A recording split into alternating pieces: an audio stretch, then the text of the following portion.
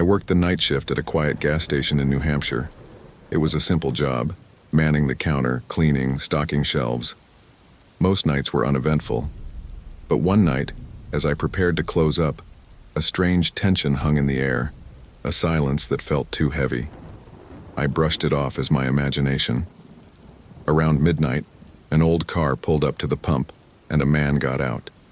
He was dressed in khakis and a button-down shirt, his white hair combed back neatly. As he entered the store, I greeted him.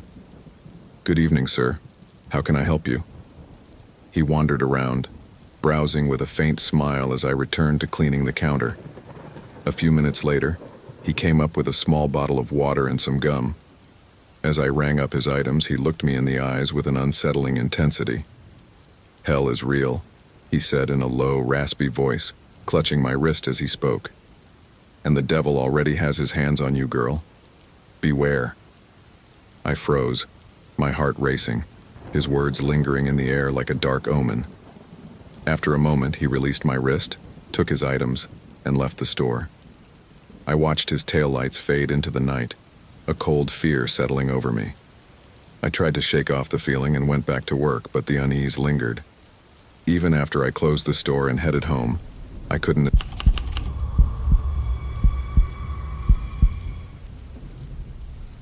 My name is John, and I enjoy taking my family on short getaways. We live in the city, and sometimes we like to venture out to the countryside. One summer, I rented an old house through Airbnb. It was perfect, with a spacious garden, classic charm, and even a pool. It seemed ideal for relaxing over the weekend. We arrived on a sunny Friday afternoon. My wife Julie and our two children, Liam and Zoe, were excited. The house was at the end of a long dirt road, surrounded by trees. With a large terrace, wooden steps that creaked and filled with old furniture and photos, it was like a trip back in time. We spent the afternoon by the pool.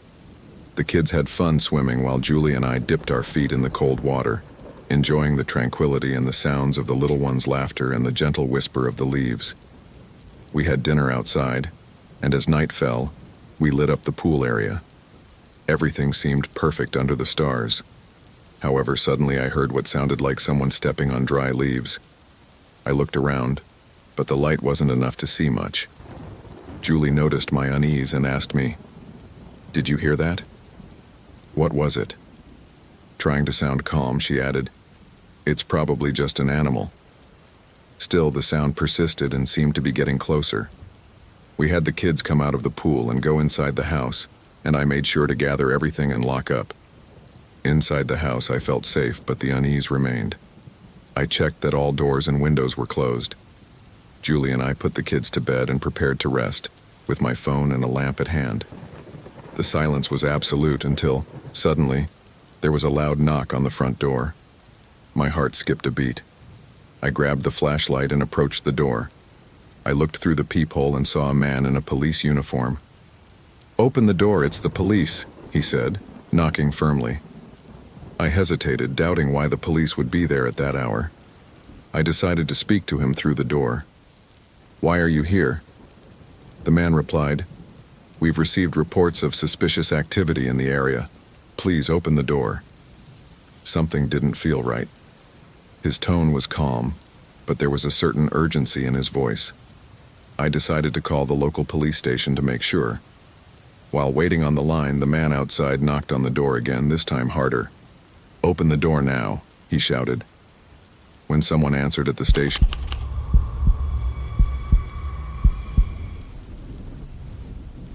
in 2016, I had a strange experience that I still remember clearly. It was a long week at work, and that Saturday night I was exhausted. I went to bed early, hoping to get the necessary rest. The only disturbance in my small apartment was the occasional hum of the refrigerator. I went to bed around 9 p.m., covering myself with blankets up to my chin, and fell asleep immediately. That night I had intense, strange, and terrifying dreams from which I couldn't wake up. It felt as if I was trapped in the dream, unable to move or open my eyes. When I finally woke up, it was still dark outside. I looked for my phone on the nightstand to check the time. 3:33 a.m. I got up and rubbed my sleepy eyes. As I looked around the room, I noticed something that made my heart race faster. There was an extra bed in my room, right next to mine. I was sure it wasn't there when I went to sleep. My small one-room apartment didn't have space for another bed. I blinked several times, thinking it was a trick of my sight, but the bed was still there. Similar to mine, it was made of dark wood with white sheets. But what scared me the most was the figure under the sheets, motionless. The sheet was pulled over its head, covering its face. The vision made me break into a cold sweat. Who could it be? There was no one in my apartment. No one had keys. I tried to scream, but felt my voice trapped in my throat. With my heart in my mouth, I began to back away toward the door, trying to make as little noise as possible. As I approached the door, my trembling hand failed to reach the light switch. When I finally turned it on, the figure was still there. With the light, I could see that the sheet was old, with small stains. I gathered my courage and approached a little closer. The sheet seemed thin and almost translucent. I could distinguish the silhouette of the body, although I couldn't see its face. My hand was shaking as I reached out toward the sheet. I barely touched it when the figure moved, and I jumped back with my heart racing wildly. The figure slowly stood up, the sheet still covering it. It turned to look at me, though its eyes remained hidden under the fabric.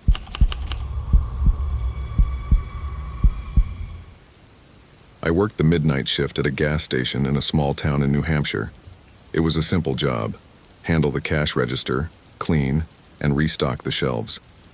Most nights were quiet, with few people coming in to buy a snack or fill up their tanks. However, one night as I was preparing to close, the atmosphere felt different. A sort of heavy silence seemed to fill the place, as if everything was holding its breath. I thought it was just my imagination. Around midnight, an old car pulled into the station. An elderly man got out of the vehicle. He wore khaki pants and a button-up shirt. His white hair was neatly combed back, and he moved slowly and deliberately. I welcomed him with a smile as he entered. "Good evening, sir. How can I help you?" The man began to wander around the store, looking at the products on the shelves with a slight smile. I returned to my task of cleaning the counter and organizing the magazines. After a while, the man approached the counter with a small bottle of water and a pack of gum. As I was ringing him up, he kept his gaze fixed on mine with a disconcerting intensity. Finally, he extended his hand and grabbed my wrist. Feeling his contact, a chill ran down my spine. In a low, raspy tone, the man said, "Hell is real, and the devil has already put his hands on you, girl. Be careful." His words floated in the air, heavy and sinister. In a state of shock, I stared at him, not knowing what to say. After releasing my wrist, the man gathered his things and left the store. I watched as the taillights of his car faded into the darkness, feeling a mix of fear and confusion. I tried to shake off the feeling and went back to organizing the store, but the unease remained. Even after closing the gas station and returning home, his words kept echoing in my mind. The night seemed darker than usual, and every shadow felt threatening. When I got to my apartment, I checked all the windows and locks before going to bed. That night, I couldn't sleep well. Every creak of the building woke me up, and the old man's words haunted me in my dreams.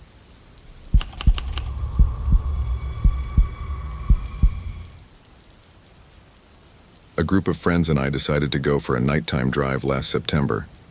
Bored and in search of adventure, we thought a spontaneous trip would be fun.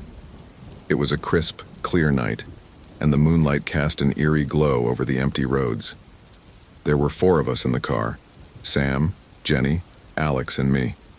We laughed, listened to music, and drove aimlessly. Before long, the conversation turned to ghost stories. Someone brought up an old, abandoned house on the outskirts of town, rumored to be haunted. "Let's go there," Sam suggested with a mischievous grin. The idea was both frightening and thrilling. We all agreed, and Alex, who was driving, headed towards the house. As we approached, the road grew narrower and bumpier.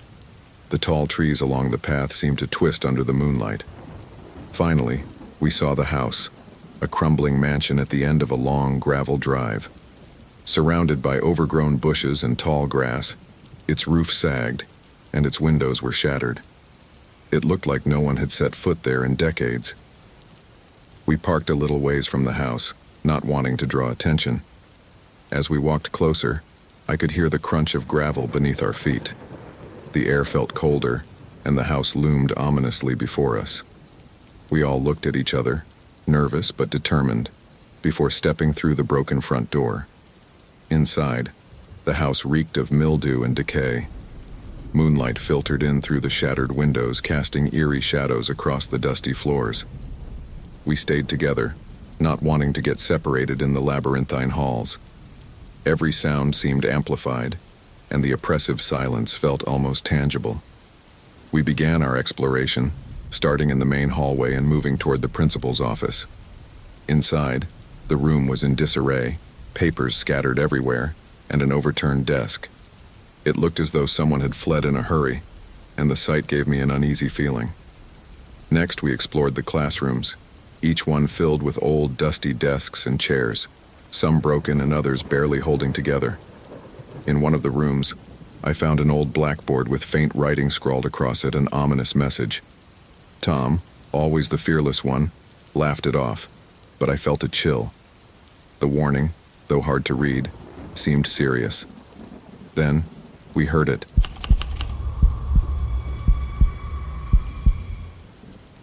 A few years ago, my son Alex's friend James brought him home late at night.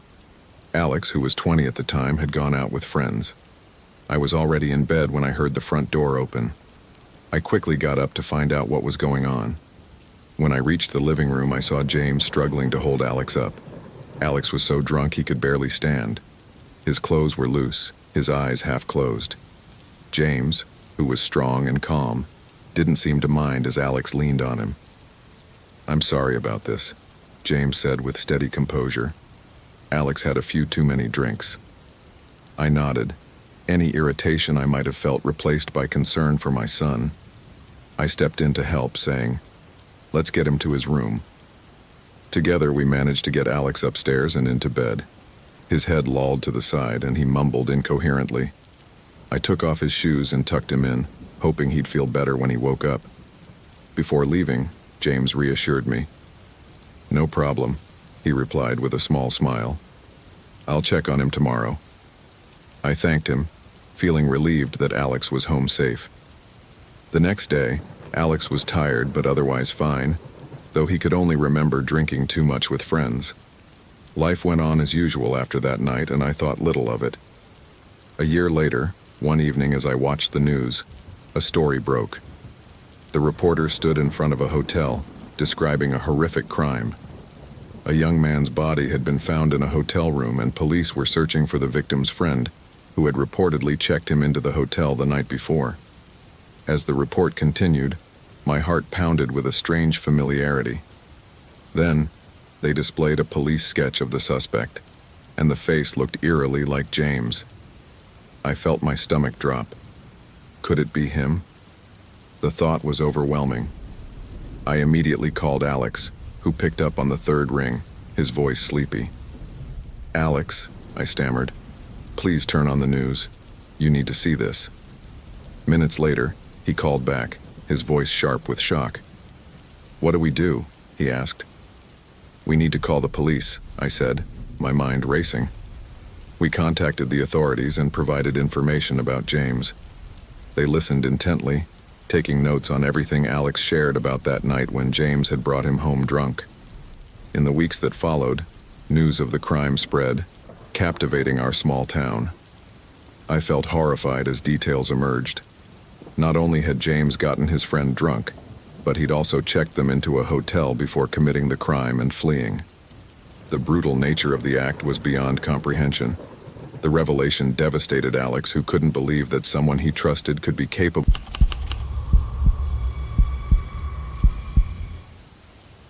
When I was younger, I always liked exploring abandoned places. Old, empty houses fascinated me. It seemed they held secrets, a story that longed to be told. Something about those crumbling, forgotten sites attracted me. I loved the feeling of imagining how they had been in their heyday, filled with life and laughter, and now falling into the silence of abandonment. A few years ago, some friends and I decided to explore an abandoned school in our town. The building had been empty for years and many rumors surrounded it. We wanted to find out if those ghost stories were true. It was a cool, perfect night for our adventure.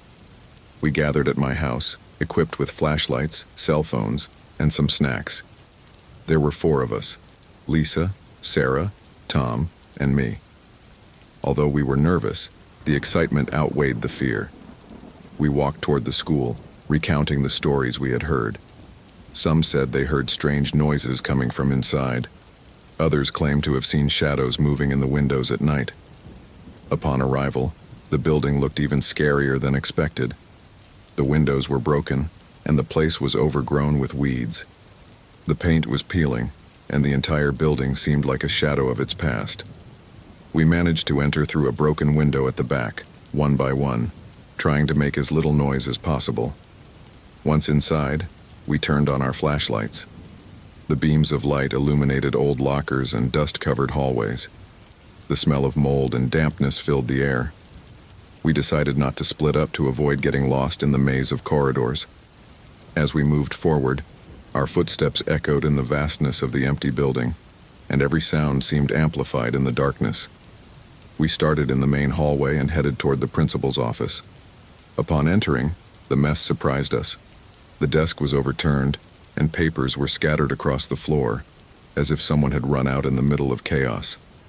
The sight sent a chill down my spine, making me wonder what had caused such abandonment. We continued our tour toward the classrooms. Each room was filled with old desks and chairs covered in dust and some broken. We found blackboards with faded writings and books open, yellowed by time, as if the students had left suddenly and never returned. In one of the classrooms, we saw a strange message on the blackboard. The words were blurry and hard to read, but it seemed like a warning. Tom, always the brave one, laughed and said it was probably a joke from another curious person, but I couldn't shake off the unsettling feeling that the message left me with. We kept exploring when suddenly a loud noise echoed somewhere in the building. We froze, our hearts pounding at 1,000 beats per hour. "Did you hear that?" Sarah whispered, eyes. My name is Watson, and everyone in my quiet small town knows each other. When I have dinner parties at my house, I like to have friends over for tasty food and good conversation. On a warm summer night, I invited my best friends over for another dinner party. I never thought that this night would turn into a puzzle that I still can't solve. I spent all day getting ready for the party. The table was set with my favorite foods, and the house smelled like freshly baked bread and chicken. As the sun started to go down, my friends started to arrive. The windows filled with a warm glow. John, Sarah, Mark, Lisa, and Tom were all there. Tom was a new friend who had just come to town. Although he was shy and quiet, I thought it would be good for him to join our group. I hoped he would enjoy the evening with us, and he seemed happy to be asked. We sat around the table, talked, and laughed while we ate. The dinner went well, and everyone enjoyed their food and each other's company. After dinner, we went to the living room to keep talking. When Tom was quiet, I didn't think much of it at the time. He might not have felt at ease yet, or perhaps he was just shy. But as the night went on, Tom's mood seemed to change. He became tense and nervous, avoiding eye contact and barely speaking. I noticed, but I didn't want to ask him in front of everyone and risk making him uncomfortable. After a while, he abruptly got up, muttering something about having to go. Before I could say anything, he shut the door behind him and left. We were all shocked and didn't understand what had just happened. After a short time, we tried to shake it off and move on with the evening, but the mood had shifted. As the night drew to a close, my friends said goodbye, still confused by Tom's sudden departure. The next day, I couldn't shake the feeling that something was wrong. I decided to check on Tom, hoping to understand what had upset him. When I knocked on his door, there was no answer, though his car was in the driveway, and it seemed no one was home. I thought he might need some space, so I left. But after a few days with no word from Tom, I called my friends. None of them had seen or heard from him either. Fearing for his safety, I decided to call the police and report him missing. They listened and promised to investigate. Months went by, and Tom was still nowhere to be found. Although the police searched his house, interviewed neighbors, and followed every lead, they found nothing. My friends and I were left with more questions than answers. One evening, I kept replaying that night in my mind. Why had Tom left so abruptly? I felt guilt gnaw at me, wondering if I had missed a sign or could have done something to prevent his departure. Determined to learn more about Tom, I began to investigate his past. I discovered that he'd moved to our town after a difficult breakup, hoping for a fresh start. He had few friends, and his family lived far away. The more I learned, the more I realized how little I had truly known him. One night, as I sat alone at home, I heard a noise outside, a faint rustling in the bushes, like someone moving nearby. My heart raced as I peered out the window, but it was too dark to see anything.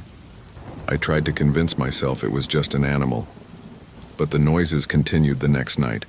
Whispers, footsteps, and an eerie feeling of being